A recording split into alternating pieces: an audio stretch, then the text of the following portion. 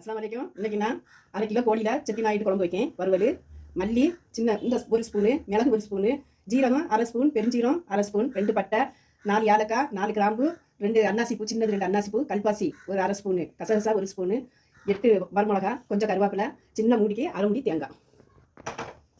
இன்னும் வீடியோக்குள்ளே போகலாம். ஒரு மண்சட்டி வச்சுருக்கேன். தவாலு இதில் நல்லெண்ணெய் ஊற்றணும். நல்லெண்ணெய் கொஞ்சம் ஊற்றிருக்கேன். நல்லெண்ணெய் ஊற்றின பிறகு மல்லி, ஜீரகம், சோம்பு, கல்பாசி, மிளகு, கிராம்பு, ஏலக்காய், பட்டை, மிளகா, கசகசா, கருவேப்பிலை, தேங்காய். இனிமேல் நம்ம கொஞ்சம் பொன்னிறமாக வறுத்து எடுக்கணும். ஒரு வெங்காயத்தை வெட்டி வச்சுருக்கேன். இப்போ வெங்காயத்தை போடணும். வறுத்தாச்சு. ரொம்ப கறிய வேண்டாம், இந்த அளவு போதும். இன்னும் கேஸ் ஆஃப் பண்ணிடலாம். இந்த சைஸில் தக்காளி பழம் 2,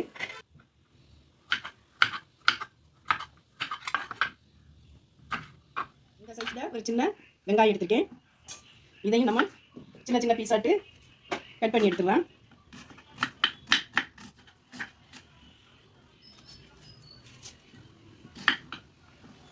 இப்போ ஒரு ஆட்டாங்கல்ல நான் எல்லாம் வறுத்து வச்சது அத்தனையும் போட்டு ஆட்டாங்கல்ல நான் அரைக்கேன். ஆட்டாங்கல்ல அரைக்கிறதுக்கு ஒரு டேஸ்ட்டு தான். அந்த காலத்துல எல்லாரும் ஆட்டாங்கல் அம்மியில் இப்படி தான் அரைப்பாங்க. இப்போ நம்ம அதை ஃபாலோ பண்ணுவோமே கொஞ்சம்.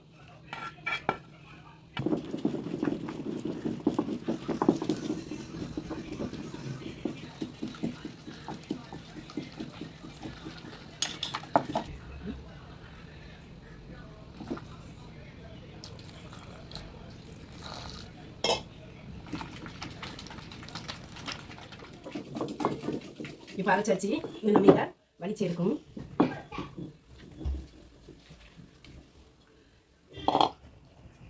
நல்லா விழுது போல அரைச்சிருக்கி. அம்மியில் அரைச்சி வச்சா கேட்கவா வேணும், அவ்வளோ டேஸ்ட்டாக இருக்கும். மஞ்சள் வச்சுருக்கேன். இதில் கொஞ்சம் நல்லெண்ணெய் ஊற்றுது. 2 சின்ன பட்டை, 2 கிராம்பு, வெங்காயம் ஒரு வெங்காயம்,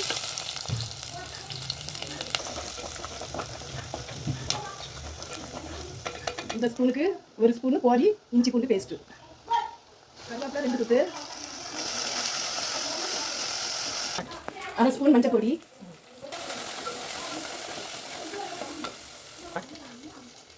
காஷ்மீர் மிளகாவும் காஞ்ச மிளகா உருண்டை மிளகாவும் சேர்ந்து நான் பொடிச்சு வச்சிருக்கேன். அதில் 1 ஸ்பூனு. நம்ம அரைச்ச மசாலாவை, உரல்ல அரைச்ச மசாலாவை இதில் ஆட் பண்ணுறோம். 1/2 கிலோ கோழியை கழுவி கிளீன் பண்ணி மஞ்சள் பொடி வினிகர் போட்டு கழுவி எடுத்து வச்சிருக்கேன். இதை இதில் போடுதேன்.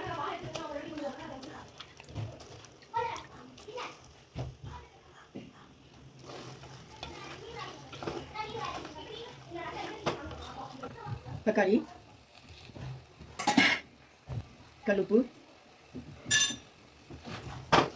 சுற்றி எண்ணெய் வந்துருக்கு பாருங்க. இப்படி ஆனால் தான் நமக்கு கோழியில் மசாலா பிடிச்சி உப்பு பிடிச்சி சாப்பிட்றதுல அவ்வளவு டேஸ்ட்டாக இருக்குது. உப்பு உரப்பாக இருக்கும். இப்போ தண்ணி ஊற்றிடலாம். தண்ணி ஊற்றி ஒரு கிண்டி நமக்கு மூடி வைக்கும். இன்னும் வேவுட்டு பாருங்க. இறக்க போகிறேன். மல்லி எல்லாம் கிண்டியாச்சு. ஒரு கொத்து கருவேப்பிலை ஓகே.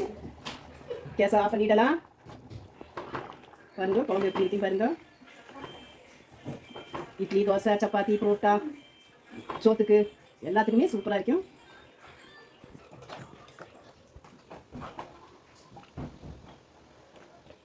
கொஞ்சம் கருவேப்பிலை, கொஞ்சம் மல்லியில் சூப்பராக இருக்கும். இதே மாதிரி நீங்கள் வச்சு பாருங்கள். ரொம்ப அட்டகாசமாக இருக்கும். இதே மாதிரி நீங்கள் ஒரு முறை வச்சு பார்த்து சொல்லுங்கள். சப்ஸ்கிரைப் பண்ணுங்கள், ஷேர் பண்ணுங்கள், கமெண்ட் பண்ணுங்கள். அஸ்ஸலாமு அலைக்கும்.